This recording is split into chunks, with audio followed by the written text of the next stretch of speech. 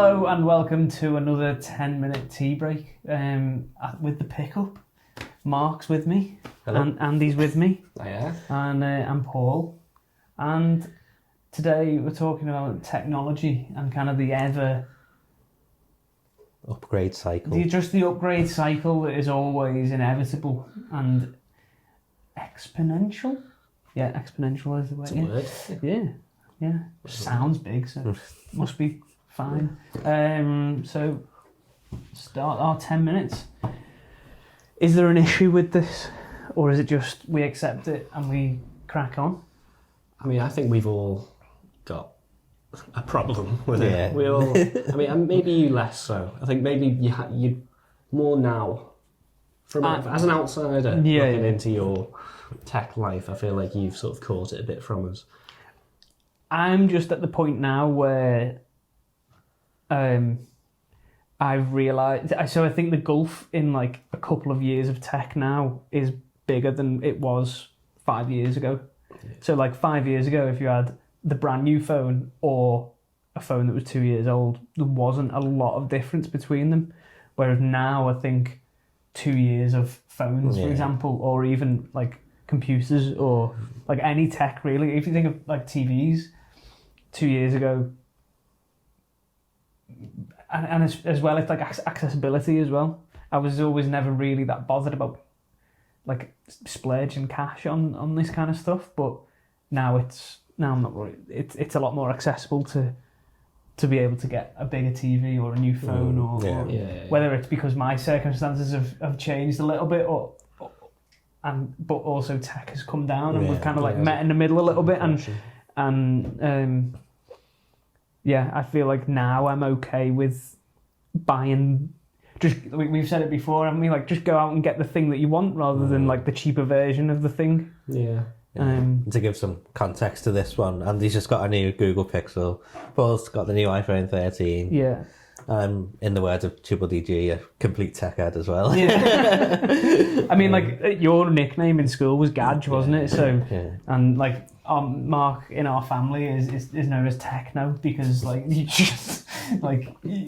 just knew tech straight away. Cool, yeah, he did. Yeah. Well, no, where you go like to your grandparents and hook up their freebie box and stuff like that. Yeah. Mark was always like Mark spent his first like 14 years of life tuning people's tellies in, studying Scott Leeds. Yeah. But I think there's a pressure on people to have got to get the new thing, especially phones. Phones are such a statement piece now, aren't they? And the pressure on people to have them is quite high, and I'm not sure whether it really matters as much as people think it might do. Does that make sense? I definitely think I think we're past that generation now. I feel like no one in our sort of friendship group would look down on someone having a 10-year-old phone or whatever. No. But I'm working in a school. I see like the peer pressure of having. Exactly. Like, I mean, they've got like every other kid has got like a 13 Pro. And whatnot, and like AirPods. Yeah. They're just a statement piece. People walk around without anything being played in them, and it's just like it's a fashion statement, isn't it? As I say, more than like what are you using that thing for? I think when I buy tech, my relationship with tech is what can't I do that I would like to be able to do. So it's always kind of got a reasoning, like a practical reason behind. Yeah, or a justification. At least, that I can kind of like convince myself that I'm doing it for the right reasons. But I feel like I do try and I go and I seek out the thing that's going to solve the problem, if that makes sense. So like the reason why I bought the 13 Pro is because of the camera. Like the camera is so much better and I can possibly get rid of my camera. Yeah. So there's like a kind of a trade-off there of if this thing is better and it's always on me, I can sell this thing. Yeah, I can play the parent card because I always sort of tell myself, well, I'm like never get these memories again. You want to get the best photo you can of it. Yeah. And especially like kids running around indoors, if you haven't got a really good camera, then you're not going to get sharp images. You know, you're going to want it That's how I Well, Tell me something. like I do think as well that technology really has caught up like with itself in that. I mean, don't get me wrong. I am a photographer, so I do think having a good camera, is such an important thing for things that you really want to document in a certain way. But the results that you see from like the new Google Pixel and even the iPhone 12. Better than like the camera that I've got has limitations that the phone cameras like surpass now.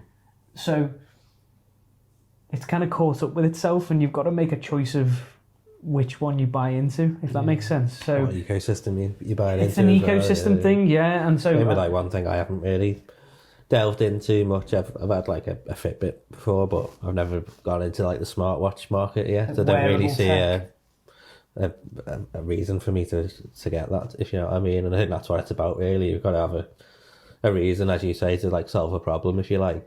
I haven't really got like any use for an Apple Watch. It'd be nice to have if we could afford it. I probably would get it, but it's one of them where I can just, the phone does everything anyway, so you don't really need that extra. So I have like a really weird relationship with my phone in that if it goes off too much, I want to throw it as far away as I can, like possibly. If I'm doing something and it's constantly going off, I've got to just put it on airplane mode or something, or mute that conversation, or just leave it somewhere else, if you know what I mean. I can't do a thing and have that happen. So wearing the notification thing would just be awful for me. Yeah. So I quite like that, because you can see you're in the middle of something and you can see, oh, it's not worth replying to, not worth looking at. I can check that out later. You don't have to get out your pocket. Right, yeah. I think it would just annoy me. Yeah. Plus it's something else to charge. Everything's just charge this, charge that, charge this, you know. And I think, I am starting to get to the point of like I don't want to charge my earphones. Yeah. If I can just plug them in, that's so much better for me. You know, if you're on a long trip somewhere and it's like, oh, my earphones have just ran out of charge. Well, we've just made a problem that we didn't need solving there. Yeah. In like having them be wireless. The wires went from there to there. It's not like a TV remote being on a wire that you have to like walk across the room to like do back in the day, you know. It's like, how is that the issue? Do you know what I mean? I think sport is probably the main thing for that, isn't it? Like running, like it is great for that, to be fair. It is great for that, but not every, like I would say that 5% of people who are listening to music on their phone are running right now. Yeah. Do you know what I mean? So again, it's like they've solved a problem for like a small sector of people that's created a problem for a bigger sector of people possibly, and they're just now, as Andy said, they're kind of a bit of a statement piece. For not any reason.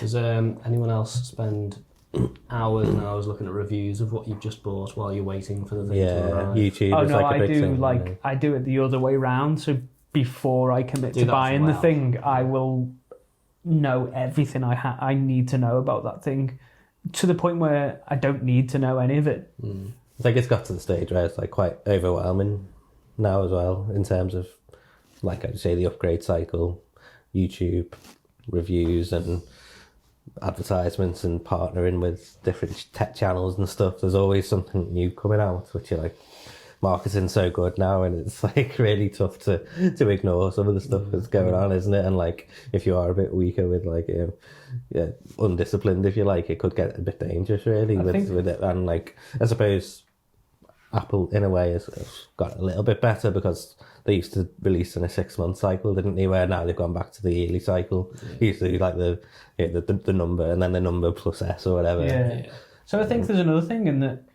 On the YouTube and the tech cycle and all that kind of stuff, there's actually a weird second-hand market thing that happens there, and like in price inflations and stuff on like second-hand markets, Facebook and eBay and stuff, on the back of someone saying like, is the iPhone 11 still decent in 2021? And doing a video on that, and then you'll see like you can literally measure a bump after this video, a bump of sales on eBay of iPhone 11s or something Yeah. because people think it's the shortcut to like a better thing when actually, just, as I said before, just go and get the thing that you want or that will solve your problem rather than... I think that's one thing that I've done in the past, weirdly, where I've like tried to solve a problem for cheap Yeah.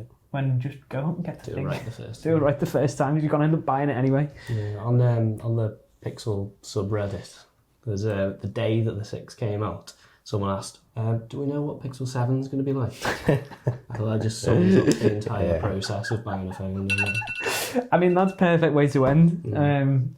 Yeah. I don't know when it's coming out, by the way. Yeah. Well, I haven't got my 13 Pro yet, but I'm excited for the 14. So, yeah, I'll nice. literally get it by the time that comes I out. know, yeah. Nice one. Thank you for listening, watching. Give us a review, like, Subscribe. subscribe. Send us a present. Send us a gift. Send us Like a TikToker. Buy us a pint. Give us a handshake. See where that was going. Just, let's have fun. Oh, this is the third one we've done today, so it's gone a bit odd.